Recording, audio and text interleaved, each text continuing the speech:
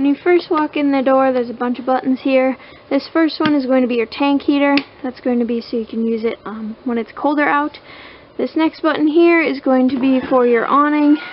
You see that going out there. And then retract is just pressing it down and then in.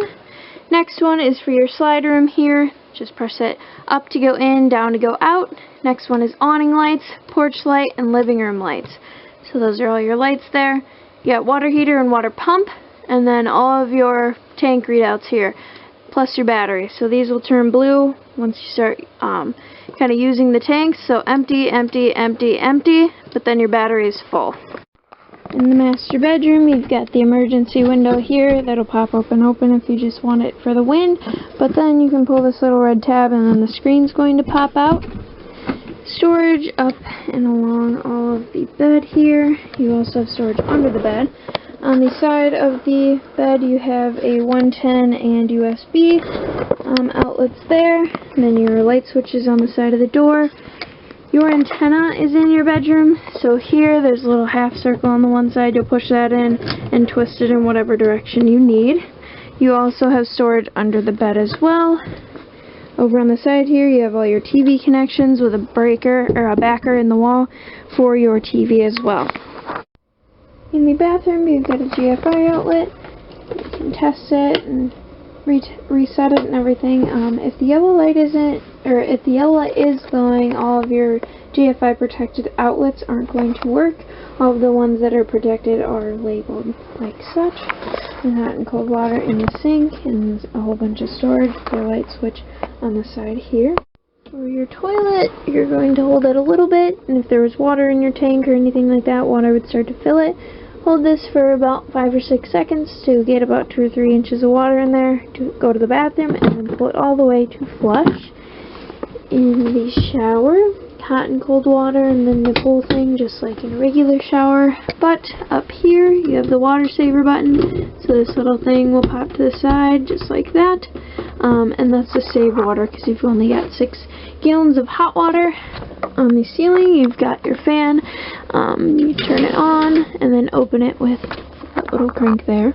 For your TV and radio and everything, up here is where you'll plug in for a DVD player or anything like that. That way you're using the speakers that are in the trailer.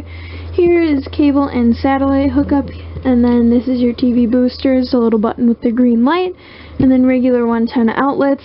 This bracket pops off the wall so you can move it into the outside bracket, or if you put one in the bedroom or anything like that. And then you've got a pretty much standard car radio here.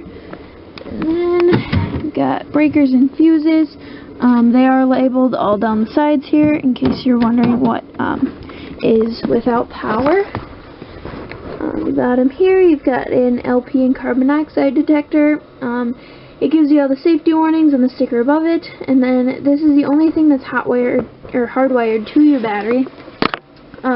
So this is the only thing that'll have a pull off the battery even if everything is turned off and you're unplugged. Then up farther on the wall here you've got your HVAC and everything like that, same with your fan. Temperature controls here, then system controls, whether it's cool, fan, off, or heat, anything like that. Those are on those buttons there. And then on the side here you have your fan, so you've got your auto settings, which you control with these, and then you've got your regular settings, which are just if you want the fan on itself. And your bunk beds, those both have lights. You've got a light switch for these lights here. Your couch pulls out just like a regular futon would, and then your table with electrical plug-ins on the bottom there. For your refrigerator here, you've got all of your controls up at the top. So you'll have on and off button here, and then this is your source button. So when this little button is kind of lifted up, that's going to be on gas, and then you push it in and that light turns on, that's going to be on auto. That means it's running off of electric first until you get unplugged or anything like that, and then you're going to switch over to LP automatically. It does have the easy, simple instructions here as well in case that was not a good enough explanation. And then in the door here, you've got your manual and some storage clips. To the side of the refrigerator, you've got your stove here.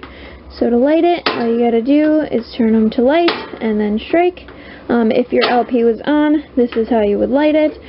For your stove though, you're going to turn it to pilot on, and then down in the back, the little white piece that's on this side, that's going to be where your pilot light is.